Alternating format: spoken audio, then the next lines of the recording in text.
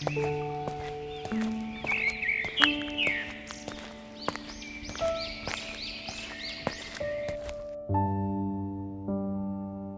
वाह, बकरी तो कितनी खूबसूरत है। अगर यह बकरी मुझे मिल जाए तो कितना अच्छा होगा। लेकिन यह बकरी इन दोनों भाइयों को कैसे मिल गई? चलो उन्हीं से पूछ लेता हूँ। बकरी बेचेंगे तो मैं खरीद लूंगा। फिर वह आवाज लगाता है तो टिंकू घर से बाहर आता है। और चाचा जी, कैसे याद किया? सब ठीक तो है ना? सब ठीक है, लेकिन मैं तुमसे एक बात पूछना चाहता हूँ। इस बकरी को तुमने कहाँ से खरीदा? नहीं चाचा जी, मैं यह बकरी खरीद कर नहीं लाया हूँ। मैं कल मौसी के घर गया था तो यह बकरी रिंकू को अच्छी लगी, इसीलिए यह 3 महीने के लिए यहाँ लाया है। अरे यह बकरी तो इनकी नहीं है, लेकिन मैं कैसे इस बकरी को हथियाऊं? कुछ भी समझ में नहीं आ रहा है। क्या मैं तुम्हारी बकरी का देखभाल कर सकता हूँ? जब तक बकरी यहाँ है तब तक। नहीं चाचा जी, यह बात तो रिंकू ही बता पाएगा कि वह बकरी आपको देखभाल करने देगा कि नहीं। क्या बात हो रही है मुझसे पूछने की? अरे रिंकू, चाचा जी बोल रहे हैं जब तक यह बकरी हम लोग के पास है उसकी देखभाल करेंगे। नहीं नहीं, मैं बकरी किसी को नहीं दूंगा। नहीं नहीं, तुम लोग गलत सोच रहे हो। बकरी तुम्हारे पास ही रहेगी, लेकिन सारा देखभाल मैं करूंगा। क्या बोलते हो तुम? यह बात है तो ठीक है, आप चाहे तो प्यारी का ध्यान रख सकते हैं। फिर चाचा जी अगले दिन से बकरी का ध्यान रखने लगे। बकरी को चारा खिलाना, साफ सफाई करना आदि सारा काम करने लगे। इसी तरह कई दिन बीत गए।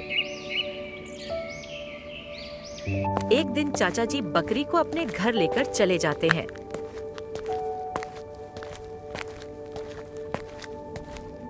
सुबह जब रिंकी घर से बाहर आता है तो देखता है कि बकरी अपने जगह पर नहीं है। टिंकू, जल्दी से घर से बाहर आओ, प्यारी अपनी जगह पे नहीं है। फिर जल्दी से टिंकू आता। अरे कहाँ जा सकती है प्यारी? चलो चाचा जी से पूछते हैं।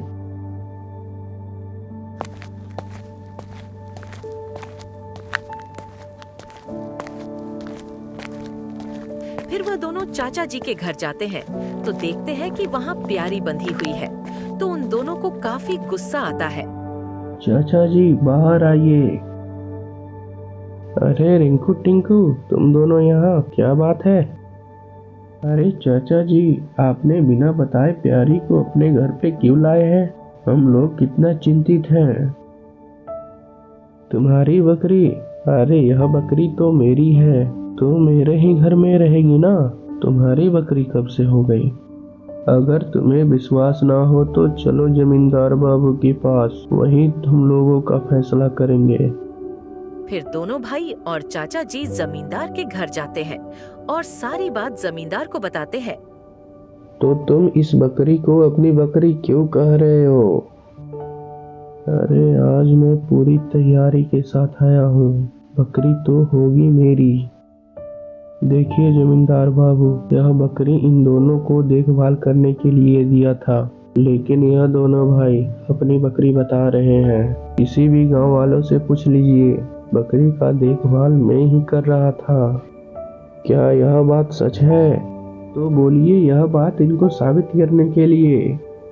अभी साबित कर देता हूँ। हम लोग बारी बारी से बाहर जाएंगे, बकरी जिसके साथ जाएगी उसकी बकरी हो जाएगी। फिर रिंकू और टिंकू बाहर जाते हैं, लेकिन बकरी उनके साथ नहीं जाती है। जब चाचा जी बाहर जाते हैं तो बकरी उनके साथ जाने लगती है, क्योंकि ज्यादातर देखभाल चाचा जी ने किया था। इसी कारण से बकरी उनके साथ जाने लगी। देखो मामला सब पानी की तरह साफ है। इस बात पर मैं तुम दोनों को माफ कर रहा हूँ, लेकिन बाद में माफ नहीं करूँगा, समझ जाना। फिर दोनों भाई निराश होकर घर चले जाते हैं। अरे मैंने मना किया था कि बकरी मत लाओ, लेकिन तुम मेरे बात मानते कहाँ हो? तुम चिंता मत करो, अब हम लोग चाचा जी को ऐसा सबक सिखाएंगे कि वह जिंदगी भर याद रखेंगे।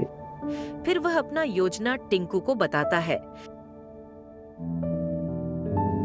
फिर अगले दिन रिंकू और टिंकू चाचा जी के तालाब के पास जाते हैं और मछली को चारा डालते हैं।